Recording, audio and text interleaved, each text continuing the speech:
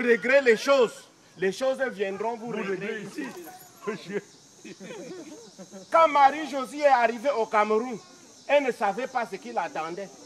Au Cameroun, les bandits dans l'insécurité ont créé une nouvelle technique pour arracher les sacs des femmes.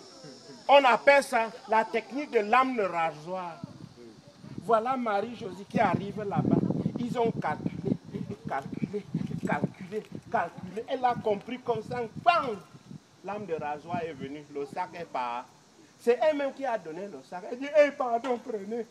Parce que quand on te coupe avec le lame de rasoir, tu t'attends à quoi? À pleurer, non? Alors pendant qu'elle pleurait, boum, le sac est parti. Les bandits ont cru qu'ils ont eu Marie-Josie. Mais ça, vous savez ce qui était dans le sac de Marie-Josie? Les greffes. Les greffes, vous savez à qui appartenaient ces greffes-là?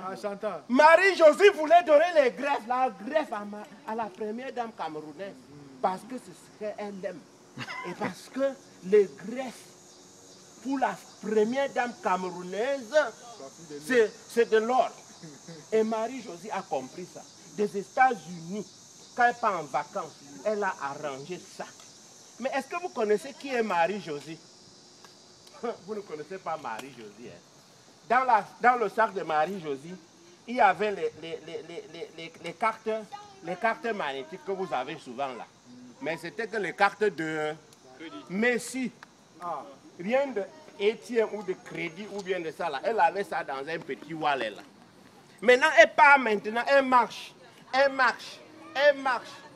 Jusqu'à elle arrive là-bas, vous appelez le carrefour Bessengue. Là-bas, à la SGBC. Elle retire sa carte. Elle va entrer pour retirer un peu le cash. Vous savez qui elle rencontre? Le bandit là. Le même bandit dit que l'américaine là nous a eu. Il se retrouve que c'est encore Marie-Josie. A donné ça à Marie-Josie. Bam! Marie-Josie est tombée comme ça. La greffe est sortie. La greffe de Marie-Josie elle-même est sortie. Dans ce temps qu'on a compris que Marie-Josie n'avait pas que 23 ans, elle avait même 43 ans. Parce qu'on a vu son vrai âge. Quand elle venait de ça, elle était fraîche, belle qu'elle était. Mais elle a un problème. Se relever du sol avec les hauts talons. Marie-Josie a eu des problèmes. Maintenant, avant de se relever maintenant du sol, Marie-Josie avait les mini-jupes comme les petits enfants, là, ça s'est pendu derrière. C'est là alors où que Marie-Josie, maintenant, son mari est venu.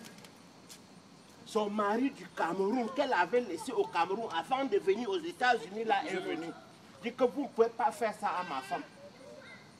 Marie-Josie avait encore quelque chose dans son sac que la femme ne connaissait pas. Marie-Josie est partie au Cameroun comme ça pour ramener tous ses enfants aux États-Unis. Le mari ne savait pas. C'est quand elle est tombée maintenant que le papier là est sorti. Elle avait déjà eu le papier. Vous savez ce qui était sur le papier? Premier enfant, c'était Wadjo. Deuxième enfant, c'était Anglo. Troisième enfant, c'était Nkwa.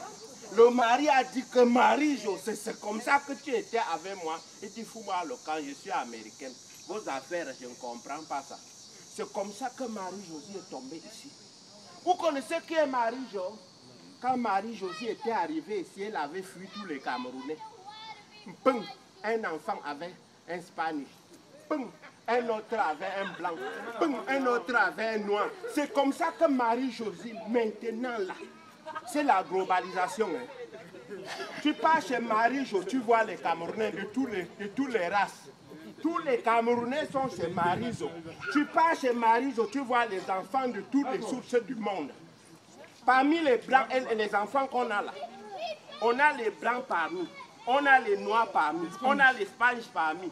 Maintenant, quand tu les regardes, tu demandes, un d'eux là est musulman. Tu demandes à l'autre, il dit que non, je suis moi que catholique. Et c'est un autre qui dit que lui qu'il est bouddhiste. C'est comme ça que c'est Marie-Josie. Mamie, si vous voulez vraiment la globalisation, il faut aller chez Marie-Josie. Marie-Josie. Quand Marie-Josie a dit que c'est moi qui dois diriger le Cameroun, j'ai compris qu'elle sait de quoi elle parle. Elle parle. Donc, l'affaire ci là, moi là, Jean Jegard, quand je suis venu ici aux États-Unis rencontrer mon ami Napi Kentrobo. Vous connaissez Napi Kentrobo qui est candidat à la présidence, non? Qui est le président de Pepe Pardi là, non? C'est un ami personnel à moi.